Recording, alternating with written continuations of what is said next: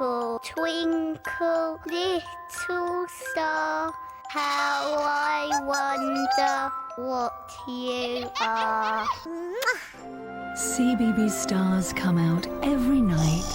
The bedtime hour, 6 till 7.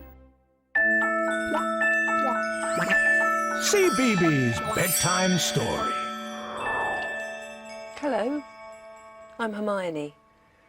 Do you know why I'm putting this milk into a saucer? It's for the animal in tonight's bedtime story. Can you guess what kind of animal it is?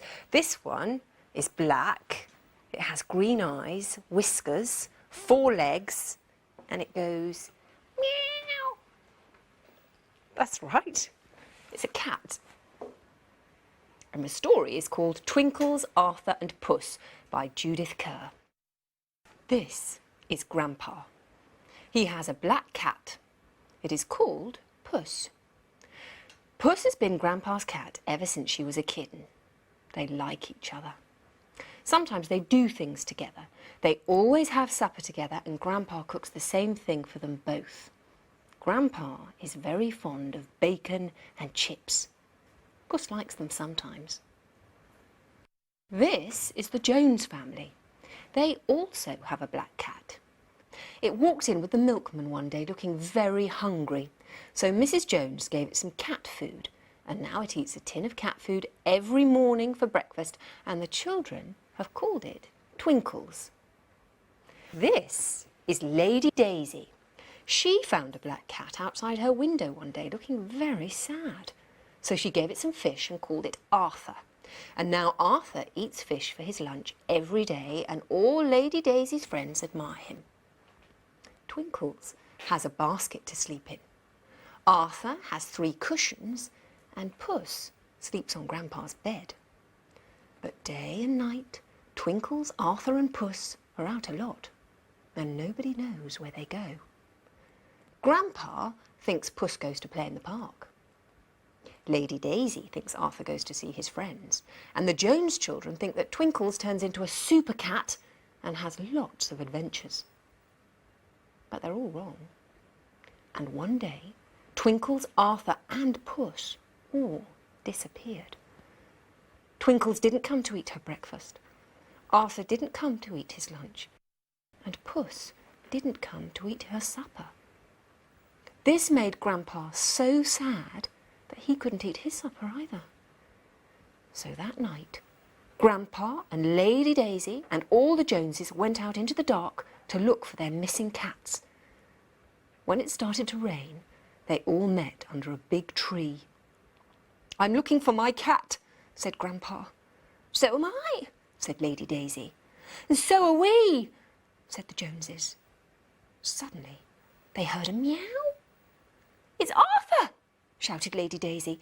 "It's Twinkles!" shouted the Joneses. "No," said Grandpa, "that's Puss. It's my cat." "Oh, Puss, I'm so glad I found you." "Puss," said Lady Daisy, "your cat? But I thought this was my cat, and I call it Arthur." "Well, we call it Twinkles," cried all the Joneses. "Puss," said Grandpa, "whatever have you been up to?" "This cat eats breakfast at our house every day," said Mrs. Jones. "And I always give it lunch," said Lady Daisy. "Oh dear," said Grandpa. "Puss, you have been a greedy guts." The Jones children all began to cry. They cried, "Twinkles! We want Twinkles!" Lady Daisy nearly cried too. She was so sad. She said, "Oh, Arthur, whatever will I do without you?" But then suddenly they heard a very small meow, and another, and another, and another. They were very small meows because they were made by very small cats. "Kittens!" shouted Grandpa. "Puss, you old clever clogs, you've had kittens." "Oh, Arthur," said Lady Daisy, "I never thought that one day you'd become a mummy." "Can we have a kitten?" shouted the Jones children. "Please, please, please, can we have a kitten?" "Well, what do you think, Puss?" said Grandpa. "We haven't got room for them all in our house." So when the kittens were big enough, one went to live with Lady Daisy, and she called it Arthur, and fed it on fish, and all her friends admired it. And Arthur didn't miss his mummy because she came to see him every day, usually at lunchtime. The other 3 kittens went to live with the Joneses, and the children called them Twinkles, Tiddles and Twiddles, and they each ate a tin of cat food every morning. And they didn't miss their mummy either because she came to see them every day at breakfast time. But on Sundays, they all went round to Grandpa's house for a lovely big supper of bacon and chips. Meow! I am a greedy guts. Meow! And that story was called Twinkles, Arthur and Puss. Maybe I need to put out some more milk for the little kittens.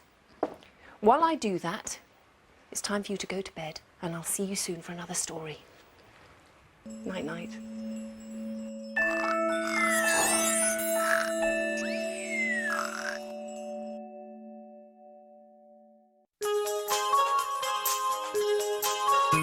The time has come to say goodnight, to say sleep tight till the morning light. The time has come to say goodnight, it's the end of a lovely day. We've had so much fun today, tomorrow's just a dream away. And now it's time to say goodnight at the end of a lovely day.